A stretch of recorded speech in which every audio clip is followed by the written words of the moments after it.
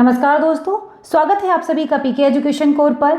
ये हम भारत का संविधान डिस्कस कर रहे हैं। उसी में आज हम आगे एक नया चैप्टर डिस्कस करेंगे, भारत के संविधान की विशेषताएं। ये बहुत ही महत्वपूर्ण टॉपिक है आपके एग्जाम की दृष्टि से, और मुझे लगता है केवल एग्जाम के लिए ही नहीं, ये हर भारतीय नागरिक को पता होना चाहिए कि उसके संविधान की क्या क्या विशेषताएं हैं और संविधान में किस तरीके के प्रावधान किए गए हैं। तो चलिए शुरू करते हैं। आज हम अपने भारतीय संविधान की विशेषताओं के बारे में जानेंगे और वीडियो को लास्ट तक अवश्य देखें। और अगर आपको वीडियो अच्छा लगता है तो प्लीज़ इसे लाइक करें, और अगर अभी तक आपने हमारे चैनल को सब्सक्राइब नहीं किया है तो चैनल को सब्सक्राइब करें, बेल आइकन को प्रेस करें और ऐसे ही अपना प्यार बनाए रहें और हमारे वीडियोस के साथ जुड़े रहें।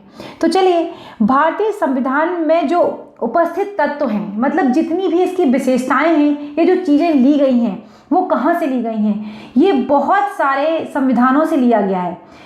पूरे 60 देशों का, जो हमारे राष्ट्रवादी थे या जो हमारे संविधान सभा के निर्माता थे, उन लोगों ने पूरे 60 देशों का संविधान को अवलोकन किया और उसके बारे में जाना। उसके बाद ही उन्होंने अपने संविधान को रचा है।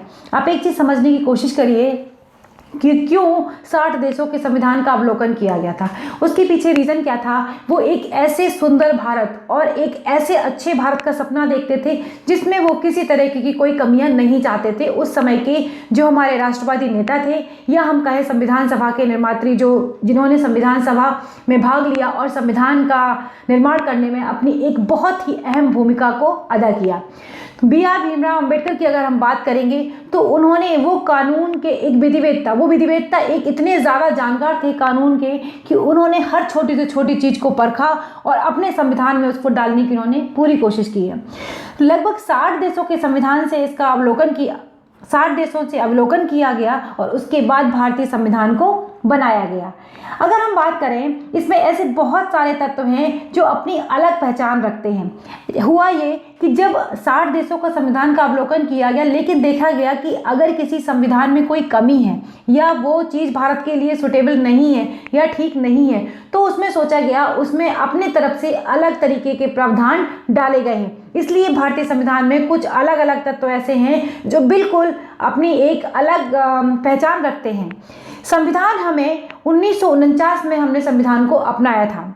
इसमें अनेकों महत्वपूर्ण परिवर्तन हुए, जिसमें 7वें संविधान संशोधन, 42 में, 44 में, 73 में, 74 में और 97वें संविधान संशोधन में बहुत व्यापक परिवर्तन संविधान में किए गए, जिसमें सबसे ज़्यादा और महत्वपूर्ण परिवर्तन 42वें संविधान संशोधन 1976 में किए गए, जिसे हम कहते हैं मिनी कॉन्स्टिट्यूशन। ये यहाँ से इतना इम्पॉर्टेंट टॉपिक है, ये कई बार एग्जाम में सीधे से पूछ लिया जाता है कि मिनी कॉन्स्टिट्यूशन किस संविधान संशोधन को कहा जाता है। तो वो कहा जाता है 42वें संविधान संशोधन को मिनी कॉन्स्टिट्यूशन कहा जाता है। ये अगर आप अपने नोट्स बना रहे हो तो इस तरीके के फैक्ट्स को ज़रूर लिखते चलें। ये बहुत ही महत्वपूर्ण फैक्ट्स हैं आपके एग्जाम के लिए। न केवल यूपीपीसीएस, एसएससी या छोटे मोटे जितने भी एग्जाम हैं, बड़े से बड़ा और छोटे से छोटा एग्जाम इस तरीके के क्वेश्चन पूछ सकता है। और मैं बार बार आपसे कहती हूँ, जब भी आप कोई टॉपिक डिस्कस करें या पढ़ें, उसके बाद आप क्वेश्चन आंसर को ज़रूर लगाएं। चाहे कहीं पर भी वो सीरीज अवेलेबल हो, आप उन क्वेश्चन आंसर को लगाइए, घटना चक्र उठाइए, उसमें देखिए कितने तरीके के क्वेश्चंस पूछे गए हैं, और जो उसका डिस्क्रिप्शन दिया रहता है ना बॉक्स में, उसको भी बहुत ध्यान से पढ़िए। उसमें से भी क्वेश्चंस बहुत सारे उठते हैं। आपके एक के साथ कम से कम 4-4, 5-5 क्वेश्चन आपके तैयार हो सकते हैं। बहुत ही बेहतरीन तरीके से घटना चक्र में हर क्वेश्चन को दिया गया है। जितने भी एग्जाम्स में पूछे गए हैं क्वेश्चन, उन सबको उसमें पूरा मतलब दे दिया गया है। तो ये आपके लिए बहुत ज़्यादा उपयोगी होगा आपके एग्जाम के लिए। आप कोई भी सब्जेक्ट पढ़ें, घटना चक्र अवश्य पढ़ें। घटना चक्र जब आप क्वेश्चन लगाएंगे, आपको अपनी नॉलेज का पूरा आइडिया लगेगा और कितने ज़्यादा आप सक्षम हैं एग्जाम के लिए, ये भी आपको पता चलेगा। तो 42वें संविधान संशोधन को मिनी कॉन्स्टिट्यूशन के नाम से जाना गया।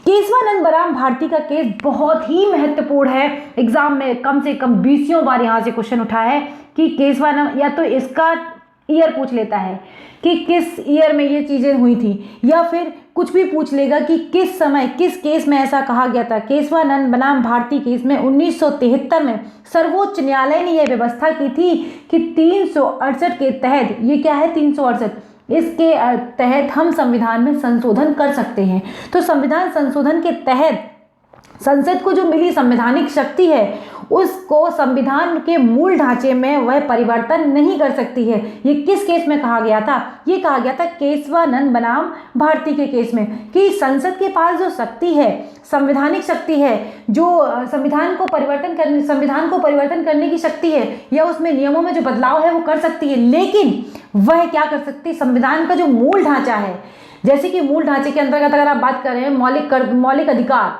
अगर ऐसे तत्व हैं इनको आप समाप्त नहीं कर सकते हैं, इनको आप कम भी नहीं कर सकते हैं, विशेष परिस्थिति में आप इसे घटा बढ़ा सकते हैं, वो एक अलग का टॉपिक है, हम आगे डिस्कस करेंगे। लेकिन अगर एग्जाम में सिर्फ इतना पूछा जाता है, ऐसा कौन सा केस था, किस केस में ऐसा कहा गया था कि सर्वोच्च न्यायालय ने ऐसा कहा था कि संवैधानिक शक्ति होने के बावजूद भी संसद मौलिक या ढांचा कहिए या मूल ढांचे में परिवर्तन नहीं कर सकती है संविधान के, तो वो कहा गया था केशवानंद बनाम भारती के केस में। अब ये एक बहुत ही महत्वपूर्ण टॉपिक था। यहाँ से अगला है, भारतीय संविधान एक लिखित संविधान है। जैसा कि हम सभी जानते हैं कि भारतीय संविधान एक लिखित संविधान है और ये विश्व का सबसे बड़ा लिखित संविधान है, ठीक है ना। लिखित तो है, ये साथ साथ विश्व का सबसे बड़ा लिखित संविधान है। जैसे कि अमेरिका का संविधान भी लिखित संविधान है, अगर आप एग्जाम्पल के तौर पर देना चाहें। लेकिन ब्रिटेन का जो संविधान है, वहाँ का संविधान लिखित संविधान नहीं है। भारत का संविधान बहुत बड़ा और बहुत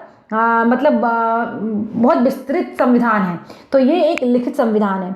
1949 का जो संविधान हमने लिया था, अडॉप्ट किया, उसमें क्या था, जब हमने इसको लिया तो इसमें 395 अनुच्छेद, 22 भाग और 8 अनुसूचियां थी। ये भी बहुत ज़्यादा पूछा जाता है एग्जाम में कि संविधान के मूल रूप में हमारे पास कितने अनुच्छेद थे, कितने भाग थे और कितनी अनुसूचियां थी। वहीं वर्तमान में 465 अनुच्छेद, 25 भाग और 12 अनुसूचियां हैं। ये आज के परिप्रेक्ष्य में भी अगर आप देखेंगे तो ये चीज़ें कई बार एग्जाम में बहुत ज़्यादा पूछी गई हैं। आपको इन सारी चीज़ों को पता रखना है, और जितनी अनुसूचियां हैं वो किस किस में जोड़ी गई हैं, क्या उन अनुसूचियों में प्रावधान है, इन सभी के बारे में डिटेल में हम अगले वाले चैप्टर में आराम से डिस्कस करेंगे। अगर आपको लगता है तो आप अपनी बुक से भी इनको आराम से पढ़ सकते हैं और देख सकते हैं। मैं फिर से वही चीज़ बोलूँगी, कितना भी कोई पढ़ा ले आपको, कितना भी कोई प्रयास कर ले, वो चीज़ आप कभी नहीं ला पाएंगे जो आप अपनी खुद की नॉलेज से लाएंगे। आप खुद पढ़िए, उन चीज़ों को समझिए, आपके लिए बहुत बहुत बहुत उपयोगी होगा और आप एग्ज़ाम बहुत आसानी से निकाल लेंगे, कोई भी एग्ज़ाम हो। और करंट अफेयर को साथ साथ बिल्कुल पढ़ते चलिए। 1951 में अनेकों संविधान संशोधन किए गए, जिसमें 20 अनुच्छेद व 1 भाग 7, जो भाग 7 है उसको हटाया गया, और 90 अनुच्छेद और 4 भाग, कौन कौन से, 4 का, 9 का, 9 का, 14 का और 4 अनुसूचियों को जोड़ा गया। इन सभी के बारे में हम आगे पढ़ेंगे। मैंने जैसा कि बताया, अभी सिर्फ हम संविधान की विशेषताएं जान रहे हैं कि संविधान किस तरीके से लिया गया, क्या क्या इसमें परिवर्तन हो सकते हैं, किस किस तरीके से इसके प्रावधान हैं परिवर्तित करने के, या इसमें संविधान के जो है चीज़ें उनमें बदलने के। तो ये सारी चीज़ें, इतनी चीज़ें इसमें जोड़ी गई। संविधान हमारा इतना विस्तृत क्यों है, उसके पीछे भी एक चीज जान लेते हैं। विस्तृत होने का कारण सबसे बड़ा है भौगोलिक स्थिति। भारत की जो भौगोलिक स्थिति है, देखिए कितना बड़ा इसका विस्तार है, और इसमें विविधता, अगर आप देखेंगे हर जगह कितनी विविधताएं, तभी तो हम कहते हैं कि भारत में अनेकता में एकता है। कितने सारे राष्ट्र जैसे जहाँ की ना भाषा सिमिलर है, ना खान पान सिमिलर है, लेकिन फिर भी हम एक देश में रहकर एक देश को रिप्रेजेंट करते हैं। आप साउथ की तरफ चले जाइए, आपको चीज़ें बिल्कुल अलग मिलेंगी, आप नॉर्थ की तरफ चले जाइए, आपको चीज़ें बिल्कुल अलग मिलेंगी। तो कहीं से कोई भी चीज़ें मेल नहीं खाती हैं, उसके बावजूद भी हम एक साथ हैं और हम एक भारत एक नागरिकता के साथ रहते हैं। अब इसमें जो एक और प्रावधान था कि जो विस्तृत था, उसके पीछे एक और बड़ा रीज़न था, क्योंकि इसमें जो कानून के विशेषज्ञ थे उन लोगों का संविधान सभा में प्रभुत्व था। मतलब वही लोग ज़्यादा जानकार थे और उन लोगों ने हर चीज़ की पेचीदगी को बहुत अच्छे से समझा और उन्होंने अपने संविधान में उसको डालने की पूरी कोशिश की है। अगर बात करें जम्मू कश्मीर के संविधान की, तो जम्मू कश्मीर के संविधान में 370 जो धारा थी वो अलग से प्रावधान था, अब उसको हटा दिया गया है पिछले साल ही। तो अब सभी पूरे भारत के लिए एक ही संविधान हो गया है। लेकिन मूल प्रति में हमारा ये क्या था कि जम्मू और कश्मीर के अलावा बाकी देश के लिए संविधान एक था, लेकिन अब ये सभी देशों के सभी जो राज्य हैं उन सभी के लिए संविधान पूरा एक हो गया है। एक भारत एक संविधान। संविधान के अगर हम स्रोत की बात करेंगे तो लोग कहते हैं से कि ये जो संविधान सभा के जो विशेषज्ञ थे या उस समय पे और भी लोग थे जो आलोचना करते थे, वो ये भी कहते थे कि इसे हम उदार का संविधान कहते हैं। उदार का क्यों? क्योंकि बहुत सारे देशों से इसे लिया गया है। जैसे मौलिक अधिकार हमने कहाँ से लिए हैं, ये अमेरिका से लिए गए हैं। ये वो पॉइंट्स हैं जिनमें डायरेक्ट क्वेश्चन यहाँ से उठते हैं, ये बहुत इंपॉर्टेंट हैं। मौलिक अधिकार अमेरिका से लिए गए हैं। राज्य के नीति निर्देशक तत्व आयरलैंड से लिए गए हैं। संघीय सरकार का सिद्धांत और कार्यपालिका और विधायिका के संबंध ब्रिटेन से। इसके अतिरिक्त हमने कनाडा, ऑस्ट्रेलिया, जर्मनी, रूस, दक्षिणी अफ्रीका और जापान आदि से भी हमने बहुत सारी चीज़ों को ग्रहण किया हुआ है। आगे जब हम जानेंगे ना पूरा कि किस तरीके से संविधान को हमने चीज़ों को लिया है, तो वो चीज़ें भी आपको देखने को मिलेंगी। तो ये सारी चीज़ों को हमने अफ्रीका, जापान, कनाडा, ऑस्ट्रेलिया, इन सभी जगहों से भी हमने कुछ कुछ चीज़ों को लिया हुआ है। भारतीय संविधान का अधिकांश भाग जो है वो हमने 1935 के भारत शासन अधिनियम से लिया हुआ है। किससे लिया हुआ है? भारत शासन अधिनियम से। इसमें क्या है, संघीय व्यवस्था ली है हमने, न्यायपालिका को लिया है, राज्यपाल को लिया है और आपातकालीन अधिकार, लोक सेवा आयोग। ये कुछ ऐसे महत्वपूर्ण तत्व हैं जो हम लोगों ने अपने संविधान में 1935 के अधिनियम से लिए हैं। ये क्वेश्चन एग्जाम में कई बार पूछा गया है कि हमारा जो संविधान है उसमें अधिकांशतः तत्व हमने किससे लिए हैं, तो आपको पता होना चाहिए ये हमने लिए हैं 1935 के भारत शासन अधिनियम से।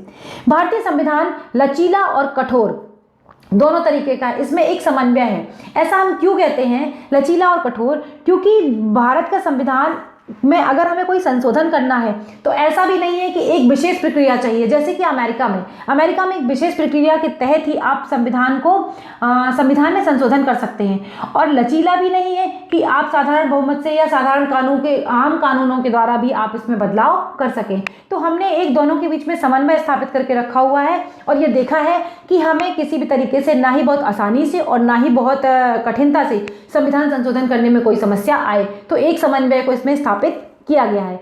और क्या है, भारतीय संविधान जो है वो एकात्मकता के झुकाव के साथ संघीय व्यवस्था को दर्शाता है। एकात्मकता के झुकाव का मतलब अगर ये है कि ये इसमें जो काम किए गए, अगर हम संघ के लक्षण की बात करें, संघ में क्या क्या होता है, 2 सरकारें होनी चाहिए, शक्तियों का विभाजन होना चाहिए, लिखित संविधान होना चाहिए, संविधान की सर्वोच्चता होनी चाहिए, संविधान की कठोरता भी होनी चाहिए और स्वतंत्र न्यायपालिका एवं द्विसदनीय व्यवस्था भी होनी चाहिए। तो ये सारी चीजें संघ के साथ हैं, लेकिन फिर भी कठोरता के साथ जैसे मैंने बताया लचीला भी लिया गया है। और एकात्मकता की अगर बात करें और गैर संघीय संविधान में क्या होता है, जैसे लचीलापन हो गया, एकीकृत न्यायपालिका हो गया, एकल नागरिकता हो गया, केंद्र द्वारा राज्यपाल की नियुक्ति को अगर हम बात करेंगे तो वो भी हो सकती है, और अलिखित जो अखिल भारतीय सेवाएं हैं हमारी वो भी सारी हैं, और आपातकालीन प्रावधान भी इसमें किए गए हैं। तो संविधान को कुल मिला के एकात्मकता के झुकाव के साथ साथ संघ व्यवस्था को भी ये दर्शाता है।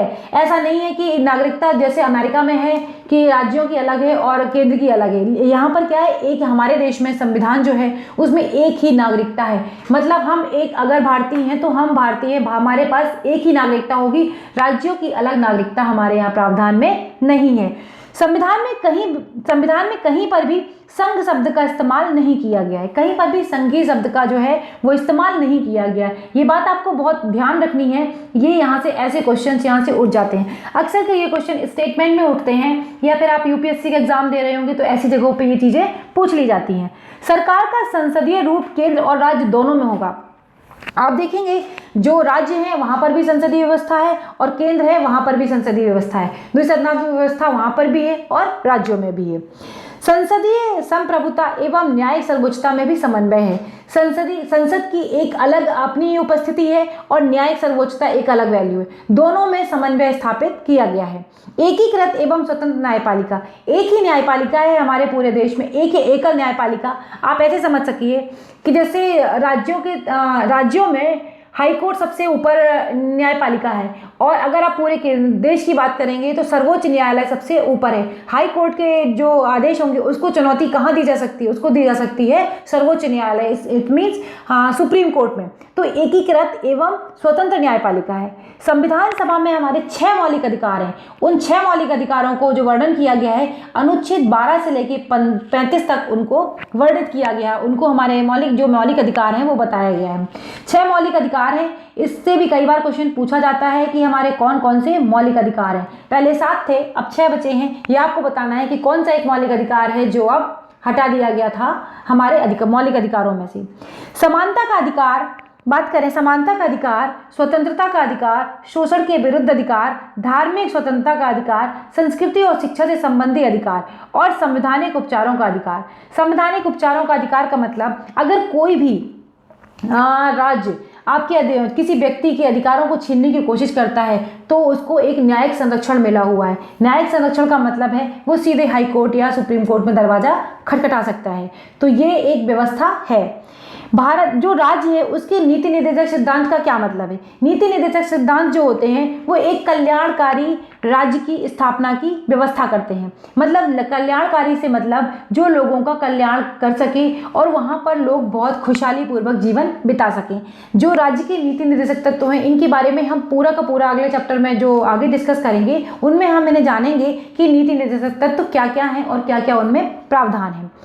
अगर नीति निर्देशक तत्वों की हम बात करें तो ये एक एग्जाम की दृष्टि से बहुत महत्वपूर्ण है और इनके बारे में आपको जानना बहुत ज़रूरी है। ये एक कल्याणकारी राज्य की अवधारणा को दिखाते हैं।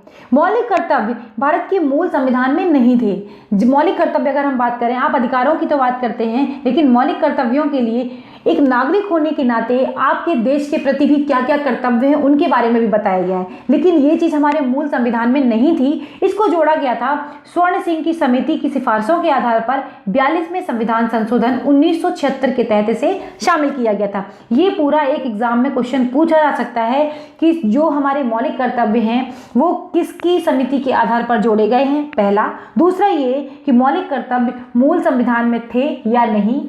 ये ऑप्शन भी अगर आपको स्टेटमेंट में देगा तो ये भी पूछा जा सकता है।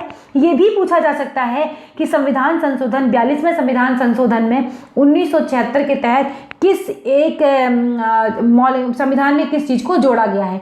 तो और अगर उसमें ऑप्शन में मौलिक कर्तव्य होगा तो आप बेशक उसे टिक कर सकते हैं। तो बहुत सारे ऐसे तरीके हैं क्वेश्चंस पूछने के जो आपको पता होना चाहिए। और क्वेश्चन मैं कराऊंगी सारी सीरीज, लेकिन उससे पहले मैं पूरा चैप्टर जब डिस्कस कर ले इसके बाद मैं टेस्ट सीरीज कराऊंगी आपको, तब आप देखिएगा किस तरीके के क्वेश्चन इन जगहों से उठते हैं।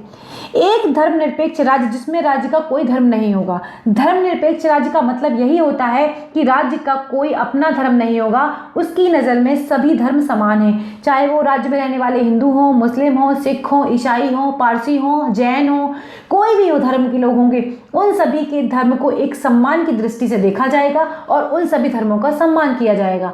ऐसा नहीं है कि अगर हिंदू का प्रभुत्व है तो हिंदू ही मतलब ज़्यादा उसमें रहेंगे और बाकी धर्म जो हैं उनको वरीयता नहीं दी जाएगी। तो राज्य जो होगा हमारा उसमें उस राज्य का कोई धर्म नहीं होगा, वो सभी धर्मों को समान समझेगा। एक और है सार्वभौम वयस्क मताधिकार के अनुसार भारत का प्रत्येक नागरिक 18 वर्ष आयु के बाद अपने मत का प्रयोग कर सकता है। सबसे बड़ी चीज़ जो होती है, अगर आप भारत के नागरिक हैं तो अपने मत का प्रयोग आप कर सकते हैं। जब आप 18 वर्ष के हो जाएं तो आप अपने मत का प्रयोग कर सकते हैं। भारतीय संविधान में एकल नागरिकता का प्रावधान है। जैसा कि मैंने बताया यहाँ पर यह एक ऐसा नहीं है, यहाँ पर अमेरिका की तरह नहीं है।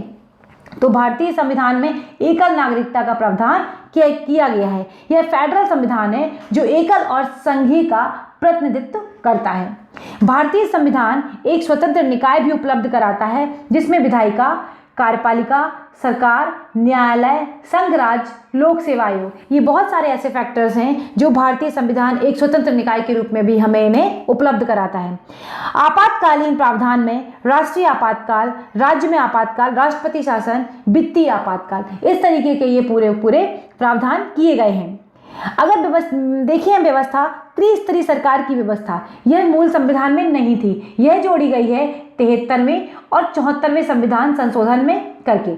ये बहुत इंपॉर्टेंट हैं। 73वां और 74वां संविधान संशोधन जो हमारे जो 73वां संविधान संशोधन है वह जो पंचायतों के लिए बहुत ही ज़्यादा महत्वपूर्ण है। त्रिस्तरीय इसको बनाया गया।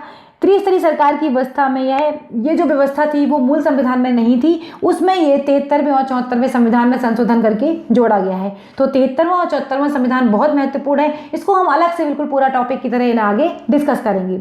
सहकारी समितियों को 97 में संविधान संशोधन का जो 97वां संविधान संशोधन था 2011 में, उसमें जो सहकारी समितियाँ थी उनको संरक्षण दिया गया और एक संवैधानिक दर्जा प्राप्त किया गया, दर्जा उनको दिया गया। तो ये कुछ ऐसे टॉपिक हैं या पॉइंट्स हैं जो आपको बहुत अच्छे से पता होने चाहिए कि 97 में संविधान संशोधन में क्या हुआ था। तो संविधान इनमें क्या हुआ था, सहकारी समितियां हैं उनको संविधान में संरक्षण और संवैधानिक दर्जा दिया गया था। ये सारी विशेषताएं हमारे संविधान की थी जो मैंने आपके साथ डिस्कस करी। अब एक चीज़ और जान लेते हैं कि संविधान की आलोचना क्यों होगी, उसके पीछे भी कुछ कारण हैं। कई लोगों का कहना है कि संविधान जो है वो उधार का संविधान है, हमने उधार लिया हुआ है, मतलब बहुत सारे देशों से इस संविधान को लिया गया है, इसमें अपने तरीके से कोई भी तत्व इसमें शामिल नहीं किए गए हैं, इसका मतलब ये भारतीयों के लिए उतना ज़्यादा महत्वपूर्ण नहीं है। दूसरा, 1935 की अधिनियम की एक कार्बन कॉपी है, जैसा कि इसका मतलब ये है कि ब्रिटिश सरकार ने जो नियम बनाए थे उन्हीं नियमों को हमने आगे लागू कर दिया और ये पूरी की पूरी उसी की एक कार्बन कॉपी है। जबकि ऐसा है नहीं, ये बात अलग है कि बहुत सारे तत्व हमने लिए हैं बहुत सारे देशों से और 1935 के अधिनियम से भी लिए हैं, लेकिन ये पूरी की पूरी कार्बन कॉपी नहीं है। और क्या कहा जाता है कि अभारतीय होना, मतलब इस संविधान में सब कुछ तो विदेशों से लिया गया है, तो इसमें भारत के तत्व कहाँ पर शामिल हैं, इस तरीके की बातें भी कही गई हैं और गांधीवादी विचारधारा से काफ़ी कुछ दूर है, ऐसा लोगों का मानना है।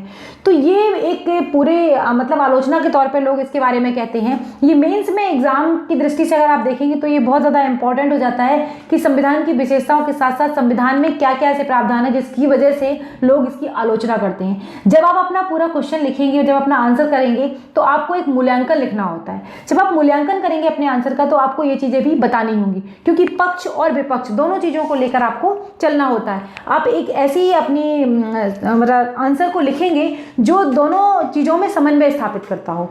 तो ये एक पूरा वीडियो था जो मैंने आपके साथ डिस्कस किया। अगर आपको वीडियो अच्छा लगा है तो प्लीज़ इसे लाइक करें, शेयर करें और अगर अभी तक आपने हमारे चैनल को सब्सक्राइब नहीं किया है तो प्लीज़ चैनल को सब्सक्राइब करें, बेल आइकन को प्रेस करें और आगे तक हमेशा वीडियो से जुड़े रहें। तब तक के लिए धन्यवाद दोस्तों, नमस्कार।